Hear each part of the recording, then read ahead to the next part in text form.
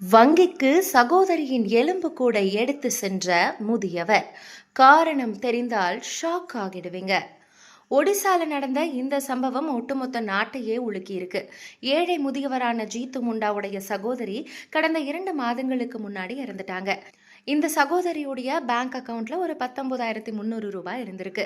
இந்த பணத்தை எடுக்கிறதுக்காக பல முறை பேங்க்குக்கு போனாலும் கணக்கு வச்சிருக்கவங்க நேர்ல வந்து சைன் போட்டாதான் பணம் கிடைக்கும் அப்படின்னு வங்கி ஊழியர்கள் ஏளனமா பேசியிருக்காங்க. சகோதரி இறந்துட்டாங்க அப்படின்னு பல முறை சொன்னாலும் ஜீத்து முண்டாவை யாருமே நம்பல. கடைசியா தன்னுடைய சகோதரி இறந்துட்டாங்க அப்படின்ற உண்மையை நிரூபிக்கிறதுக்காக சகோதரியுடைய எலும்பு கூட்ட வங்கிக்கு கொண்டு சொல்ற இந்த காட்சி இப்போ சோஷியல் மீடியால வைரல் ஆயிட்டு இருக்கு. இது மனிதனுடைய ஒரு கண்ணீர் கதை மட்டும் கிடையாது, மனிதநேயமே இல்லை அப்படின்றதுக்கான ஒரு சான்றாவும் மாறி இருக்கு. இந்த சம்பவம் பத்தி நீங்க என்ன நினைக்கிறீங்கன்றத கமெண்ட்ல சொல்லுங்க.